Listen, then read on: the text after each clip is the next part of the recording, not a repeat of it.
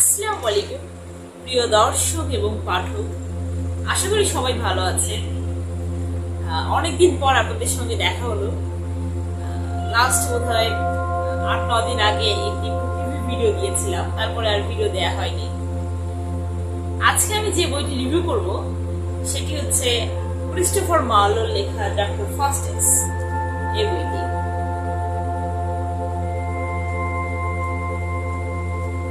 এবং এই বইটির যিনি লেখক, প্রথমে তার সম্পর্কে কিছু বলি। ক্রিস্টোফার মার্লো ইনি ছিলেন শেক্সপিয়ারের মানে সমবয়সী, বা শেক্সপিয়ার যে সময়কার সাহিত্যিক বা নাট্যকার ছিল, ইনিও সেই সময়কার নাট্যকার ছিলেন এবং উইলিয়াম শেক্সপিয়ারের আগেই ইনি নাট্য জগতে প্রতিষ্ঠা লাভ করেন। এবং কি হয়, মানে যে আগে প্রতিষ্ঠা লাভ করে বাকিরা তাকে অনুসরণ করে এবং উইলিয়াম শেক্সপিয়ার এনাকে অনুসরণ করতেন। এবং এই বইটি পড়ে শেক্সপিয়ার এতটাই মুগ্ধ হয়ে গিয়েছিলেন হেলেন সম্পর্কে বইয়ের মধ্যে মানে একটা অংশে অনেক সুন্দর কাব্যিক বর্ণনা দেয়া আছে। এবং এই বর্ণনাটুকু পড়ে শেক্সপিয়ার এত মুগ্ধ হয়ে গিয়েছিলেন যে একটি নাটকে অভিনয় করার সময় একটি দৃশ্যে এই লাইনগুলো তিনি বলেছিলেন, উইলিয়াম শেক্সপিয়ার। এবং সেই লাইনগুলো ছিল এরকম যে was this the face that launched 1,000 ships and burned the topless tower of Ilium? Sweet Helen, make me mortal with a kiss. এটাই কি সেই মুখ যার কারণে হাজার হাজার যুদ্ধ জাহাজ ডুবে গিয়েছিল এবং ট্রয় নগরী ধ্বংস হয়ে গিয়েছিল? সুন্দরী শ্রেষ্ঠা হেলেন, আমাকে তোমার স্পর্শ পেতে দাও এবং তার মাধ্যমে আমাকে অমর করো। এই লাইনগুলি শেক্সপিয়ার এবং ক্রিস্টোফার মার্লো একটি নাটকে অভিনয় করেছিলেন। তার খুবই পছন্দের ছিল এই লাইনগুলো। এবং এরপরে এই বইটি সম্পর্কে আসি। বইটি হচ্ছে একজন লোভী ডাক্তার, লোভী না ঠিক, মানে লোভী পরে হয়েছে, প্রথমে জ্ঞানী ডাক্তার ছিলেন। মানে অনেক কিছু সম্পর্কে, পৃথিবীর অনেক কিছু সম্পর্কে তার জ্ঞান ছিল অফুরন্ত। চিকিৎসা শাস্ত্র হোক, প্রকৌশল বিদ্যা হোক, ধর্মতত্ত্ব হোক, ভূরাজনীতি হোক, যে কোনো ব্যাপারে তার ছিল প্রবল জ্ঞান। এবং তার ছিল জ্ঞান আহরণ করার প্রবল তৃষ্ণা এবং অনেক কিছু জানার ইচ্ছা, সব কিছু তিনি জানবেন।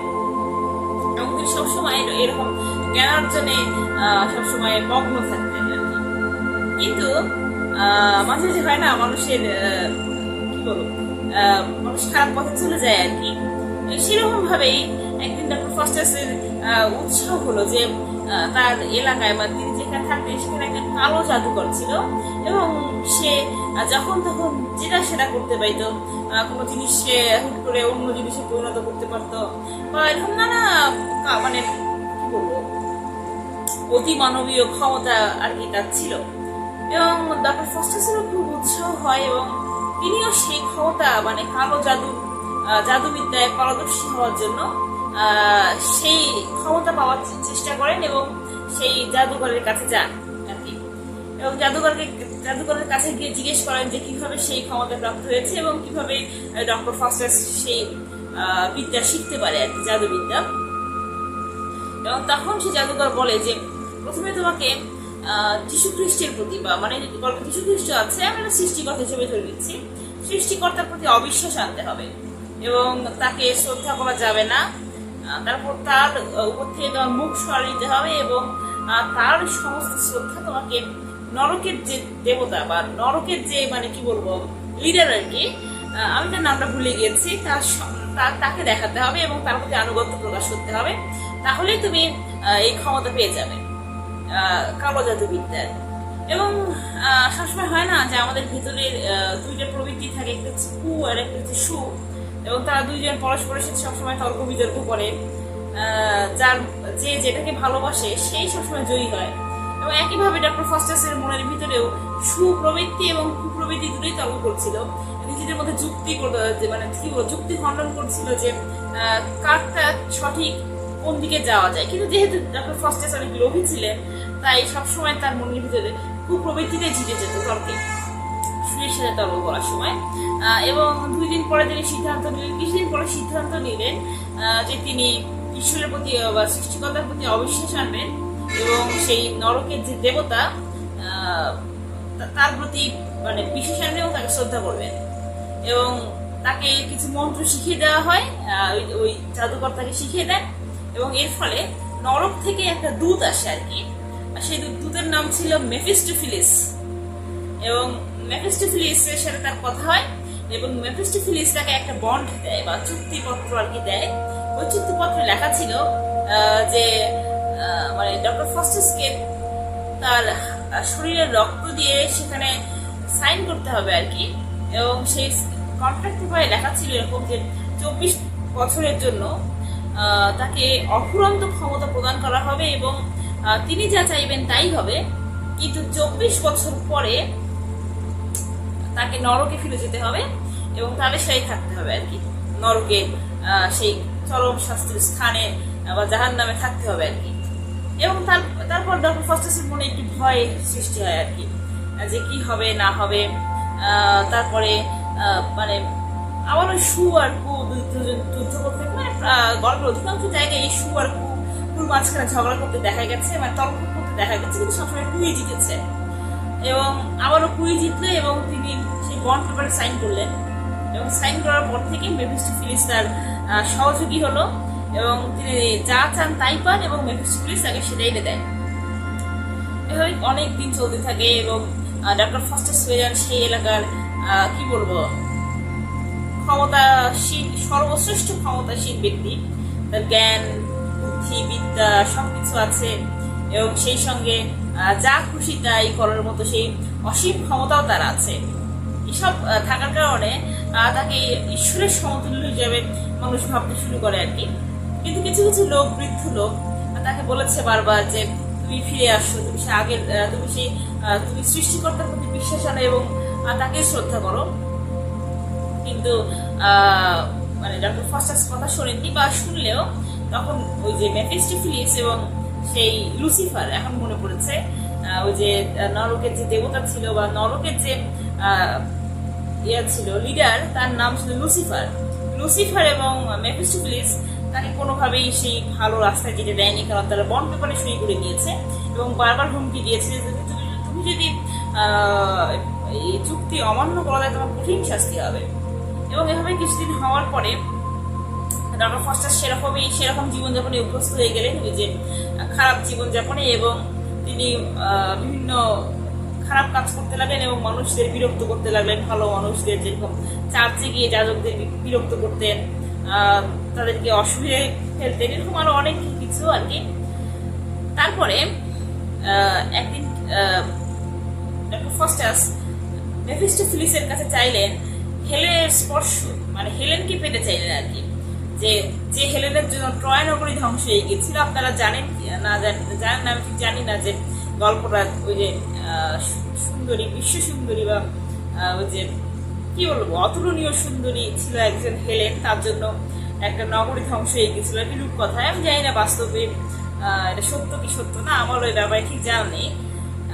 তো যার জন্য ট্রয় নগরী ধ্বংস হয়ে গেছিল, সেই মেয়েটিকে, যে সেই মেয়েটির স্পর্শ ডক্টর ফস্টাস পেতে চেয়েছিলেন, এবং সেই কথা মেফিস্টোফিলিসকে জানিয়েছিলেন। এবং মেফিস্টোফিলিস তার সে কথা অনুযায়ী হেলেনকে তার সামনে এনেছিলেন, কিন্তু হেলেন সেখানে ছিল শুধুমাত্র মানে কি বলবো ছায়ার মতো আর কি, তার কোনো বাস্তব কি বলবো অস্তিত্ব ছিল না। মানে দেখা যাচ্ছে যে আছে, কিন্তু ওই যে সিনেমাগুলোর মতো যে কিন্তু হাত দিলেই আর পাওয়া যায় না, মানে ছায়ার মতো আর কি সেরকম। এখন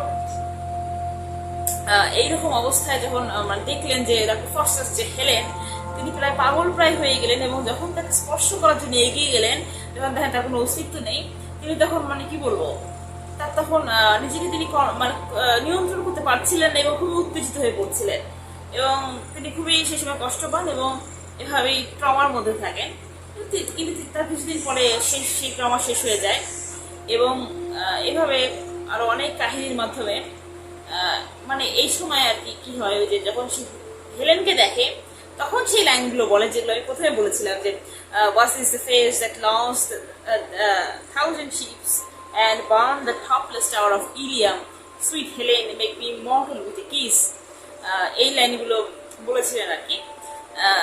এবং তারপরে এবং ওই যে বললাম তারপর যা হয় আর কি, এভাবে 24 বছর 23 বছর 364 দিন 12 ঘন্টা কেটে যায়, এবং শেষ 12 ঘন্টা বা শেষ 6-7 ঘন্টা মানে রাতটা কেটে গেলেই 24 বছর পূর্ণ হবে। সেই রাতের ভয়াবহ বর্ণনা কবি এমন যে লেখক এমন কাব্যিক বর্ণনায় দিয়েছেন যে আপনি পড়ে সত্যি মুগ্ধ হবেন, যে সেই 6 ঘন্টা বা 7 ঘন্টা যে কিভাবে অতিক্রম হয়ে গেছে, সে কিভাবে মনে হয়েছে, মানে কি মনে হয়েছে সেগুলো ডক্টর ফস্টাসের কাছে। শেষ 6 ঘন্টা ডক্টর ফস্টাস কিভাবে সৃষ্টিকর্তার কাছে ফিরে যেতে চেয়েছেন, কিভাবে আকুতি মিনতি করেছেন, সবকিছু আপনাকে আনন্দ দেবে, বা মানে কি বলবো, এক ধরনের অনুভূতি সৃষ্টি করবে, অন্যরকম অনুভূতি সৃষ্টি করবে। তবেই আমার মনে হয় যে এই বইটির বাংলা অনুবাদটির চেয়ে ইংরেজি বইটা পড়লেই বোধহয় বেশি ভালো হবে, কারণ যে কোনো বইয়েরই অরিজিনালটা অনেক বেশি সুন্দর হয়। আর এই বইয়ের বিশেষত্ব হচ্ছে যে এটির কাব্যিক বর্ণনাই এটার বিশেষত্ব। কারণ এটার গল্পটা যেমন আহামরি কিছুই না, এরকম গল্প আরো অনেক আছে, যে মানে ঈশ্বরের পথ থেকে মানে কি বলবো অন্যদিকে চলে গেছে এবং তারপর শাস্তি পেয়েছে, এরকম গল্প অনেক আছে, হাজার হাজার আছে। কিন্তু এই গল্পটি ব্যতিক্রম, অনেক কাব্যিক অসাধারণ বর্ণনায়। এখানে লেখক এমন ভাবে বর্ণনাগুলো দিয়েছেন যে আপনি মানে প্রতিটি লাইন পড়বেন আর মুগ্ধ হবেন, যে এত সুন্দর ভাষা, এত সুন্দর বর্ণনা। কিন্তু মানে আমার কাছে যে অনুবাদটি আছে সেটি বিশ্ব সাহিত্য কেন্দ্রের অনুবাদ। আমি যখন ঢাকায় গিয়েছিলাম তখন কিনেছিলাম, এবং আমি মানে আমার বাসার ঢাকা থেকে অনেক দূরে আর কি, অন্য জেলায়, উত্তরবঙ্গে, এবং এতদূর থেকে এই বিশ্ব সাহিত্য কেন্দ্রে গিয়েছি, সেই জন্য আমাকে অতিরিক্ত করে ছাড় দিয়েছে এবং 40% ছাড় দিয়েছে, এবং আমি অনেকগুলো বই কিনেছিলাম, এবং সেই বইটির মধ্যে এটা বিক্রি ডক্টর ফস্টাস। এবং এই অনুবাদটি অতটাও খারাপ না, ভালোই আছে। তবে ওই যে অরিজিনালটা স্বাদ আপনি আর পাবেন নাই, মানে কি বলবো, অনুবাদ বইটিতে। তবু আমি বললাম না যে শেষে কি হয়, ডক্টর ফস্টাসকে ঈশ্বর বা সৃষ্টিকর্তা বা যীশু খ্রিস্ট ক্ষমা করেন কি করেন না, এবং লুসিফার তাকে কি করে নরকে যে তিনি কি শাস্তি ভোগ করবেন কি করবেন না, আমি সেটা বলছি না, তাহলে সেটা গল্পটা স্পয়েল হয়ে যায়। আপনারা পড়বেন, তবে না পড়লে আপনার বেশ কিছু একটা ক্ষতি হবে না, আহামরি কিছু না, জীবনে কোনো পরিবর্তন আনবে, জীবন বদলে দেবে সেরকম কোনো গল্পও না। এটা শুধুমাত্র একটা আনন্দ দেওয়ার মতো গল্প, সাহিত্যের প্রতি অনুরাগ সৃষ্টিকারী একটা গল্প, সাহিত্যের ভাষার প্রতি মুগ্ধতা সৃষ্টিকারী একটা গল্প আমার মনে হয় আর কি, এর বেশি কিছু না। তো আজকে এ পর্যন্তই।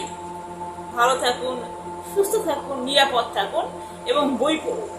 এবং আমি আপনাদেরকে অসংখ্য ধন্যবাদ জানাই যে এত কিছু ভিডিও থাকতেও আপনারা বুক রিভিউয়ের ভিডিও দেখতে এসেছেন। যারা এসেছেন তাদেরকে স্যালুট জানাই, এবং আজকে এই পর্যন্তই। দেখা হবে পরবর্তী কোনো ভিডিওতে নতুন কোনো বইয়ের রিভিউ নিয়ে। ততক্ষণ ভালো থাকুন এবং আশেপাশের মানুষকে ভালো রাখুন। ধন্যবাদ।